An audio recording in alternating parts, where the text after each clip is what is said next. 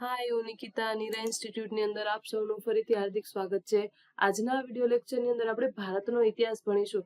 પણ ભારતના ઇતિહાસ જે છે એને વન બાય વન વિડીયોની અંદર હું સંપૂર્ણ ઇતિહાસને કવર કરવાની મારાથી બનતી કોશિશ હું કરવાની છું. પરંતુ આપણે ભારતના ઇતિહાસની શરૂઆત ક્યારથી થઈ છે તો કે સિંધુ ખીણની સંસ્કૃતિ જે છે એમના વિશે આ વિડીયો લેક્ચરની અંદર આપણે વાત કરીશું. પણ વાત કરીએ એ પહેલા જો તમે મારી ચેનલ પર નવા હો તો ચેનલને સબસ્ક્રાઇબ કરી બેલ બટન પર ક્લિક કરો કે જેથી મારા વિડીયોનું નોટિફિકેશન જે છે એ સૌપ્રથમ તમને મળે. તો ચલો જોઈએ આજનો આ પહેલો સવાલ. સવાલ છે, સિંધુ સંસ્કૃતિને બીજા કયા નામે ઓળખવામાં આવે છે? એમનો સાચો જવાબ આવશે ઓપ્શન એ. સિંધુ સંસ્કૃતિ જે છે એને બીજા હડપ્પીય નામ પરથી પણ ઓળખવામાં આવે છે. કઈ સંસ્કૃતિ? તો કે હડપ્પીય સંસ્કૃતિ તરીકે પણ ઓળખવામાં આવે છે. અને સિંધુ ખીણની સંસ્કૃતિ જે છે એને આ સંસ્કૃતિ જે છે સિંધુ નદીના કિનારે વિકસેલી હતી, તેથી આ સંસ્કૃતિને સિંધુ ખીણની સંસ્કૃતિ કહેવામાં આવે છે. પહેલા તો એવું જ હતું કે આપણા ભારતને એમનો કોઈ ઇતિહાસ નથી, પરંતુ 20મી સદીના ત્રીજા દશકાની અંદર એક ગૌરવપૂર્ણ ઘટના બની અને એ પહેલા માનવામાં આવતું હતું કે ભારતને એનો કોઈ પ્રાચીનતમ ઇતિહાસ નથી અને એનો ઇતિહાસ બહુ કદાચ હશે તોય વેદકાલીન સમયનો હશે, શરૂ થતો હશે. પરંતુ આ માન્યતા 1921ની અંદર રખાલદાસ બેનર્જી જે છે એમના દ્વારા ખોટી પુરવાર થઈ છે. અને એ જ્યારે તેમની અંદર એક સ્થળ હતું ને ત્યારે અને આ સંસ્કૃતિની સૌપ્રથમ ઐતિહાસિકતા જે છે એ હડપ્પા નામના કેન્દ્રમાંથી નક્કી થઈ હતી, તેથી તેને કેટલાક હડપ્પીય સંસ્કૃતિ તરીકે ઓળખાવે છે. અને મોહેન્જો દડો જે છે આ સંસ્કૃતિનું સૌથી વધુ જાણીતું કેન્દ્ર બનેલું છે, તેથી કેટલાક આ સંસ્કૃતિને હડપ્પા અને મોહેન્જો દડોની સંસ્કૃતિ તરીકે ઓળખે છે. ચલો જોઈએ પછીનો સવાલ. સવાલ છે, મોહેન્જો દડો કઈ નદીના કિનારે વસેલું છે? મોહેન્જો દડો જે છે એ સિંધુ નદીના કિનારે વસેલું છે. કઈ નદી? સિંધુ નદીના કિનારે આ મોહેન્જો દડો જે છે એ વસેલો હતો. મોહેન્જો દડો જે છે ને એની ખૂબ વિશેષતા હતી. મોહેન્જો દડો સિંધુ ઘાટી સંસ્કૃતિનું એક મહત્વપૂર્ણ શહેર હતું, જે અત્યારે પાકિસ્તાનના સિંધ પ્રાંતમાં આવેલું છે. આ શહેર પ્રાચીન વિશ્વની સૌથી વિકસિત અને આયોજનબદ્ધ નગર અને સંસ્કૃતિમાંનું એક માનવામાં આવતું હતું. અને મોહેન્જો દડો સંસ્કૃતિ જે છે ને એની વિશેષતાઓ શું હતી? તો કે ઉન્નત નગર આયોજન.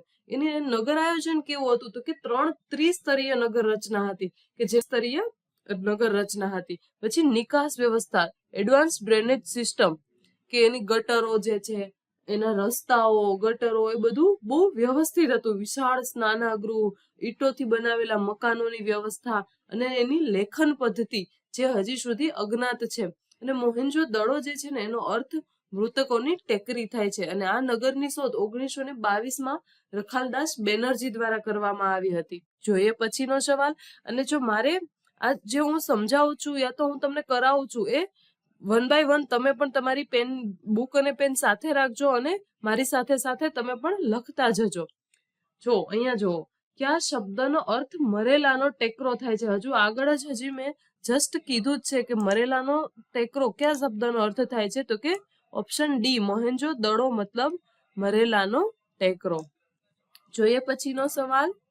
સવાલ છે, મોહેન્જો દડોનું ખોદકામ કયા ભારતીય પુરાતત્વવિદના માર્ગદર્શન હેઠળ થયું હતું? આ આગળ હજી મેં તમને કરાવ્યું છે આગળની સ્લાઇડની અંદર. તો એમનો સવાલ એમનો જવાબ આવશે રખાલદાસ બેનર્જી જે છે એમની દેખરેખ હેઠળ જે છે એ થયું હતું. રખાલદાસ બેનર્જી. સિંધુ સંસ્કૃતિની દયારામ શાહનીએ 1921-22માં હડપ્પા સાઇટ જે છે એનું પ્રારંભિક ખોદકામ કર્યું હતું. જ્યારે રખાલદાસ બેનર્જીએ 1922માં મોહેન્જો દડોની શોધ કરી અને ત્યાં ખોદકામ કર્યું. ત્યારબાદ જ્હોન માર્શલના નેતૃત્વ હેઠળ વધુ ઊંડું સંશોધન થયું હતું. જોઈએ પછીનો સવાલ. સવાલ છે, સિંધુ સંસ્કૃતિના સર્જકો મોટે ભાગે કોણ હતા?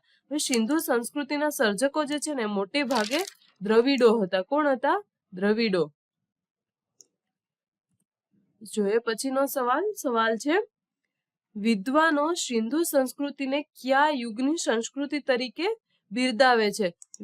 સિંધુ સંસ્કૃતિ જે છે એની અંદર કયો યુગ હતો? તો કે પ્રાચીન પાષાણ, નૂતન પાષાણ, લોહ યુગ. એનો સાચો જવાબ આવશે ઓપ્શન સી, તામ્ર કાંસ્ય યુગની સંસ્કૃતિ તરીકે ઓળખાવે છે. હવે તામ્રકાંસ્ય યુગની સંસ્કૃતિ તરીકે શું કામ ઓળખવામાં આવે છે? તો કે સિંધુ સંસ્કૃતિ જે છે એ લગભગ ઈસવીસન પૂર્વે 3300 થી 1300 દરમિયાન ફૂલી ફાલી હતી, અને આ તેનો સુવર્ણ યુગ જે છે ને એ 2600 થી ઈસવીસન 1900 વચ્ચેનો હતો. અને આ યુગ દરમિયાન લોકો કાંસ્ય અને તાંબાનો સાધનો અને હથિયારો તરીકે ઉપયોગ કરતા, અને સાથે જ તેઓ શહેરી આયોજન, નિકાસ પ્રણાલી, વેપાર, હસ્તકલામાં પણ ખૂબ જ વિકસ્યા હતા. જોઈએ પછીનો સવાલ.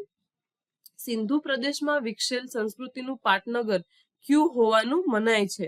તો એમનો સાચો જવાબ આવશે સિંધુ હડપ્પા જે છે એ એમનું પાટનગર હોય એવું માનવામાં આવે છે.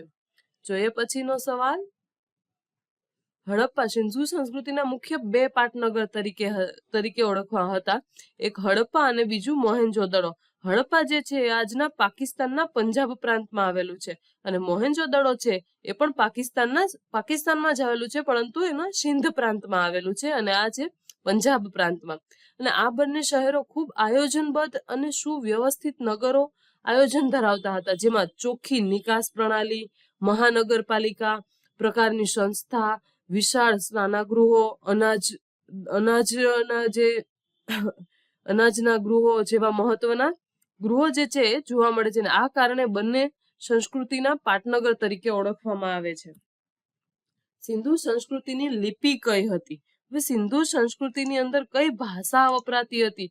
તો એ હજુ સુધી આપણે સચોટ ન કહી શકીએ, પરંતુ ઓપ્શન સી જે છે એ એમનો સાચો જવાબ આવશે.